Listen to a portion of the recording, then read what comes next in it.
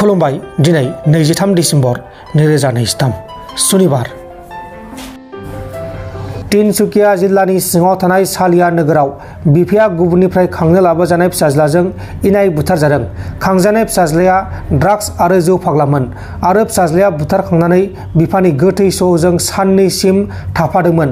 नाथाय उनाव गासैबो जाथाया सोराङाव फैयो। पुलिसा खौरां मोनो आरो पुलिसा मिथिनानै गोथै सहखौ बोखांनानै दायनिगिरिखौ एरेस्ट खालामदों। बुथारजानाय बिफानि मुङा जाबाय आश्विनी दत्त 60 बोसोर बैसोनि आरो खांजानाय दायनिगिरि फिसाज्लानि मुङा जाबाय अरिन्दम दत्त 28 बोसोर बैसोनि। हारसा फिसाया बर' बिसिखौ जुलि खालामनानै बुथारदों।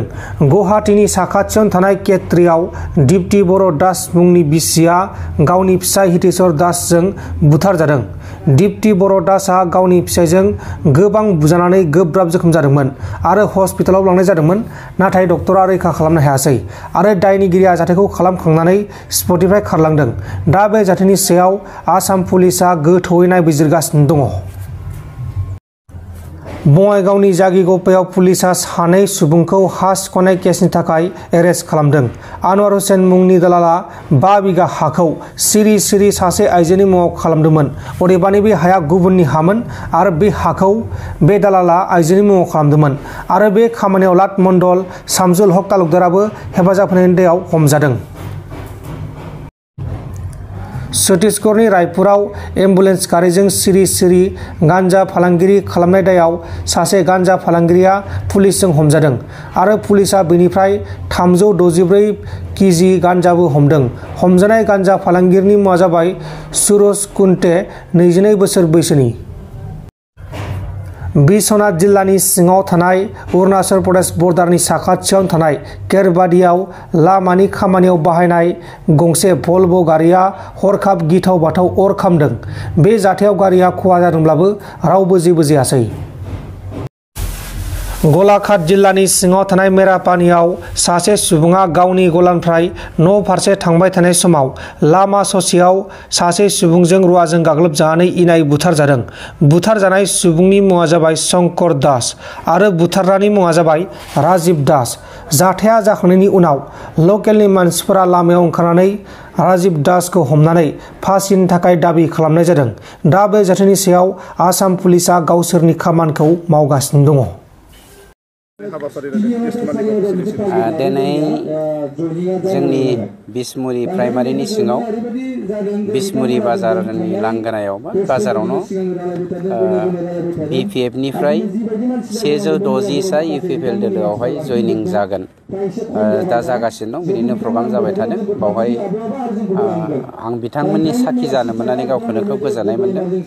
बे 160 नि गेजेरावनो माखासे NLDP-फोरबो दङ। जोंना फंबाय NLDP फंबाय बिथांमोन, जोंनि एक्स NDBS-नि जोंनि आंगो लोगो बिथांमोन, आं बेवहाय नुफैदों। गतिके सोलायनाय आरो जौगानाय बे थांखिजों दिनै जोंनि समाजाव जाबायदि मोनसे थासारि जोङो सृष्टि खालामनो हादों, बेखौ साफ्रोमबो मानसियानो दिनै गोजोननाय मोनदों। नाथाय माखासे BPF दैदेनगिरि बिथांमोना जोंनि समाजखौ थांनाय 17 बोसोराव जेरै सिगिसग' खालामदोंमोन, दा थगाय थुसि खालामनानै गुबुन मोनसे बै समनि गाज्रि जि बिथांमोना थासारि सृष्टि खालामदोंमोन, बेनिख्रुइबो गाज्रिसिन मोनसे थासारि सृष्टि खालामनायनि थांखिजों बिथांमोना दा सिं सिं मानसिफोरखौ थुनज्लायगासिनो दङ। गतिके बिथांमोना जेसेबांखि थुनज्लायाथों मानो, जोंनि समाजाव BPF दोलोनि मुङाव खुनु थावनि गैला, मासि गैला। बिनिख्रुइ बांसिनै दिनै जोंनि समाजनि मानसिफोरा गावनि बिबेकजों खामानि मावनो हानायखाय सोर दैदेनगिरिया हारिनि मावगोन सोर मावा बेखौ बुजिनानै दिनै UPPL दोलोआवहाय BPF-निफ्राय लैहोर लैहोर फैनानै जयेन जागासिनो दङ।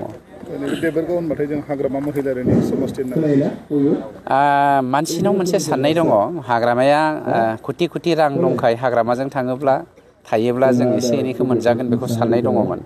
खिन्थु राङा जे देरसिन नङा बेखौ दिनै मानसिया हमदांनो हाबाय। मानोना रांनि उन उन खारनायनि थाखायनो माखासे BPF-नि नासयनाय, माखासे BPF-नि साल सर'निफ्राय रैखाथि मोनैनि थाखायनो गरसे गरनै रांनि थाखाय जोङो जोंनि फिसा फिसौ जोंनि न'खरनि इयुननि माने जा माने गोजों मोनसे महर बेखौ खोमाना लानांदों, खोमसिजों हान्थिनो गोनां जादों। बेखौ बुजिनायनि उनाव आरो देबेरगावआव जे सोरबा हाग्रामा होननाय इसु फैबावगोन बेखौ आं साना। हाग्रामायाथ' नेक्स्टआव इसु नंखाया जोंनि थाखाय। हाग्रामाया खमब्लाबो 5,000 मार्जिनाव नेक्स्ट MCLA इलेक्सनाव देबेरगावआव जेनगोन। आरो चेलेन्ज दङब्ला, चेलेन्ज खालामनो हायोबा हाग्रामाया बुंनानै लाथों बे बारावहाय मोनसेल' समस्थियाव गेलेगोन होननानै। आं चेलेन्ज खालामगोन बिथांजों। नोंथांमोन दिनैनि खौरांफोरा बेखिनिल'मोन। बेखिनिसिम नायनायनि थाखाय नोंथांमोननिसिम रोजा रोजा साबायखर। गोजोन्थों। एसेनोसै। जय बर' हारिनि।